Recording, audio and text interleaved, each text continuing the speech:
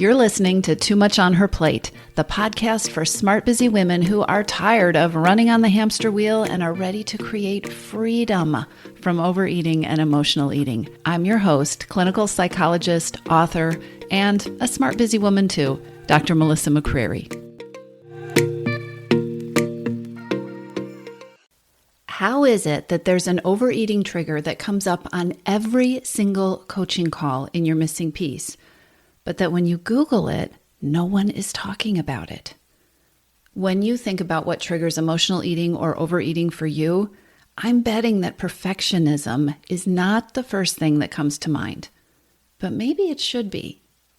You might be frustrated that you stress eat or that you eat because you're bored, but when the word perfectionism comes up, many women, they just smile and nod and say, yeah, I can relate to that, or they laugh off their perfectionism without giving a second thought to how perfectionism may actually be sabotaging your goal to take control of emotional eating or overeating.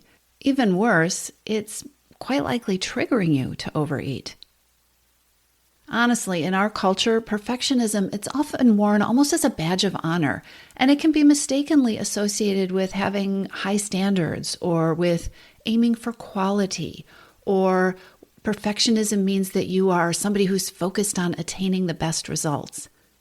But the truth is, perfectionism limits success, and it's a major cause of emotional eating and overeating. Perfectionism is also called all or nothing thinking because within perfectionism, you either succeed or you fail. There's no gray in between. Perfectionism can sabotage your efforts to change your eating, and it will actually undermine your progress, your efforts, your motivation, and the results that you get. Let's start with the fact that perfectionism causes emotional eating. Yes, it does. Perfectionistic thinking is a recipe for never feeling good enough. Why? Because the truth is nobody is perfect. Even if you attain your impossible standards for a short period of time within your perfectionistic thinking, even if you attain your impossible standards, eventually you're going to miss the mark. And when you're a perfectionist, that means quickly switching from doing great and all good days to that feeling of having failed. Perfectionists focus on the distance between where they are and what they define as perfect. Within this mindset, it is easy to see all the flaws and almost impossible to take credit for all the imperfect progress, for the good choices and the effort that you're making. Perfectionists see the distance between where they are and where they define perfect success. And it's not about the imperfect choices. Those get overlooked. If it isn't perfect, it just isn't good enough because you haven't succeeded yet. A perfectionistic mindset, never feeling good enough and not seeing the progress that you are making, these things are powerful triggers for overeating. Eating for comfort, eating to avoid your thoughts, eating out of frustration or guilt or shame because you feel like you didn't do what you were supposed to, in air quotes, be doing. These types of emotional eating are all triggered by a perfectionistic mindset.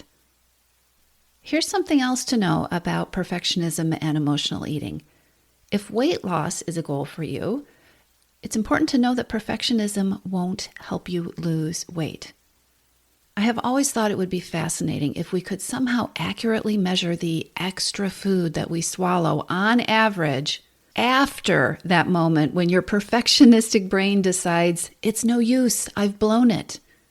Perfectionism is the belief that if it isn't perfect, and that means 100% exactly up to expectations, no mistakes, no slip-ups, it's the belief that if it isn't perfect, you failed or it's no good. With eating, this tends to show up like this. You eat, quote, perfectly, end quote, all day, meaning you adhere to some strict food plan that is often too restrictive, and then you fall off track at the end of the day, which is entirely predictable, but that's another story for another episode. A perfectionist sees the misstep as blowing it and the day as a failure. It's a bad day. A perfectionist blames all this on her lack of willpower and then often continues past that initial misstep, that choice that she regrets or that wasn't in line with her plan. Often she continues past that to overeat or make more poor choices in this domino cascade because it didn't work. The day is ruined And now she's got to start all over again. Perfectionism comes with a lot of drama. Much of the time, the food that is eaten after deciding that imperfect equals failure is a lot more than the actual misstep or the choice that led you, the perfectionist, to believe that you failed. And so is the emotional baggage and the self-blame and the name-calling that you're likely to heap on yourself, which again can be a recipe for another cycle of overeating because it's all ruined and you have to start over again anyway. And here's another thing about perfectionism. Perfectionism sabotages your attempts to end emotional eating. Perfectionism and all or nothing thinking lead to thinking that it's all either good or bad. It's a success or a failure. And when you create only two possibilities to focus on, that large gray area, the huge gray area in the middle, is overlooked. And the problem is that area in between, that area between where you are now and where you want to be with peace with food, that's the place where you can really make peace with food. That's the place where you end emotional eating. That area in between, that gray space, it's the place where you can learn and grow and really create change. But only if you allow for options beyond perfectionism and beyond those two choices of success and failure. Ditching perfectionism to create freedom from overeating means embracing the gray area. When you overeat, I want to challenge you to stop seeing it as a failure. Instead, examine why it happened. Ask questions. Wonder, why was I so hungry? Wonder about why did the food seem so compelling? Why did it have such a pull on me even though I wasn't hungry? Ask yourself how come today was so much harder than yesterday? There's a power question that you can ask when you step out of perfectionism, which is, what did I do that was working? And where did things fall off track? Where does it get gray? What works? What doesn't work? What can I do to make changes? How can I take my power back from food? Letting go of perfectionism allows you the opportunity to grow, because then you can ask questions like the ones that I just gave you that allow you to learn from experiences, that allow you to make adjustments so you can continue to move forward instead of feeling stuck on a hamster wheel with overeating where you only get so far and then you blow it and then you have to slide back all the way to the beginning and start over again. Perfectionists don't tend to learn or to grow from mistakes. Instead, they judge themselves as failures because they made a mistake. And let's not even go into the idea that maybe that misstep or that thing that didn't work out, maybe it wasn't even a mistake. Maybe it was something that you didn't foresee, or maybe there were circumstances that came up that just meant your plan needed some adjusting or fine-tuning. Perfectionists don't move into that gray area, and so they miss an opportunity for growth. Perfectionism is one more mindset that puts you in that dead end of self-judgment and self-blame and guilt and even shame. So when you're a perfectionist and you're struggling with overeating and emotional eating, making a choice with food that wasn't in line with your rigid expectations feels like a failure. Inside a perfectionist mindset, starting over and banishing or getting rid of that mistake can become more important than using it to move forward. And this will keep you stuck and maybe even overeating as another way of pushing down or pushing away the feelings that come from judging yourself as failing. When you get stuck in perfectionistic thinking, a mistake ruins everything. Remember the drama. It's all done. It's all over. It's as if by eating that piece of cake, you slide all the way back to start and all your earlier efforts and all the great choices that day have evaporated or count for nothing.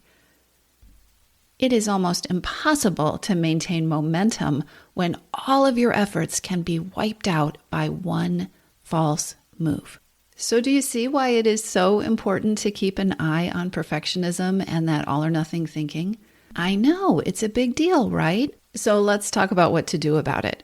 First, you want to avoid that classic perfectionist mistake. Don't get all perfectionistic about getting rid of your perfectionism. You got to expect that this is going to be a journey of trial and error. This is going to be a journey of mistakes. And if it's all succeed or fail, you are not going to have fun with this. If you want to be a recovering perfectionist, it's best to keep it really simple, to expect yourself to learn as you go. And I would suggest start with the 3 steps that I'm going to give you now. Number 1, you want to start by just recognizing perfectionism in your life. Hopefully this episode is helping you to start to see some of the patterns that you might not have previously called perfectionism.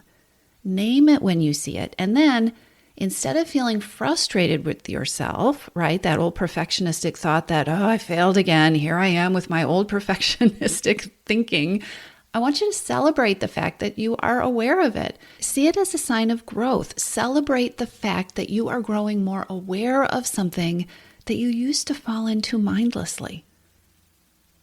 So start recognizing perfection in your life. Name it. Call it out. Notice how it's impacting you. Be curious about the patterns. The second thing you can do is to practice breaking your progress and your successes into really small pieces. So when you have a goal, when you're practicing paying attention to your feelings, when you want to tune into your hunger levels, when you want to make a change in how you eat in the evening, break that down into teeny tiny steps and give yourself credit for each one. This is going to help you see that progress. This is going to help you break apart all or nothing thinking. You either did the thing or you failed, right? What you want to do is be able to see the progress. I often think about leaving breadcrumbs. So you want to see the progress, and you also want to see that success is not usually an either or. And that when one thing goes wrong or doesn't happen, there are almost always other things that went right that you can take credit for and that actually reveal that you are making progress. Practicing breaking down your progress and your goals and your successes into very small pieces will help retrain your brain out of perfectionistic thinking.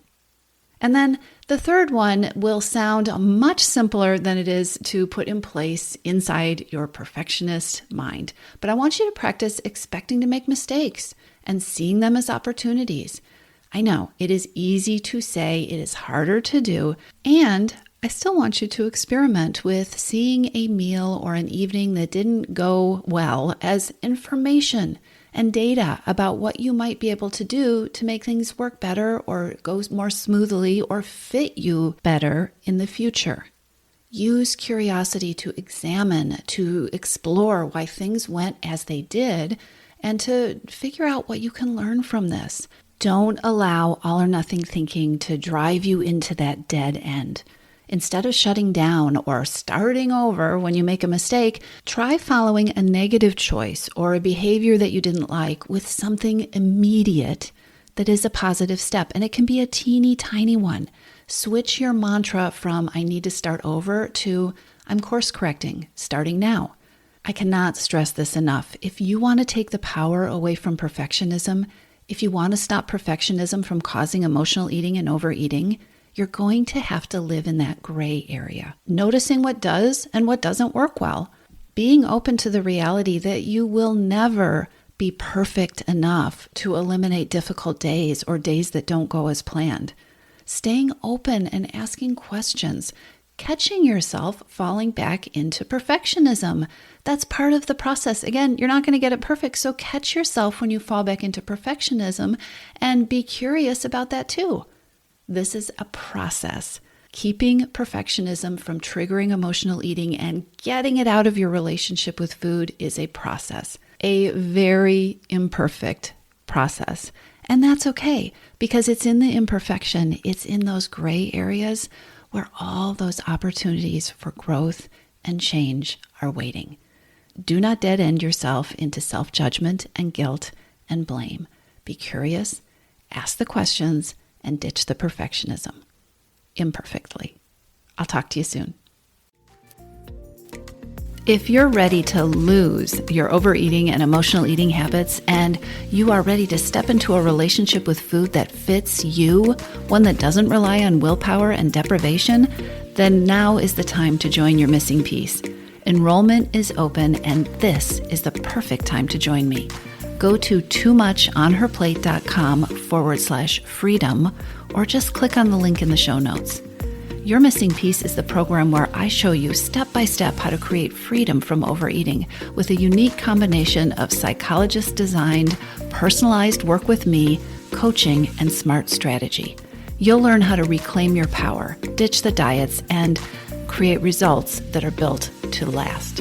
Check it all out at toomuchonherplate.com/freedom, and I'll see you inside.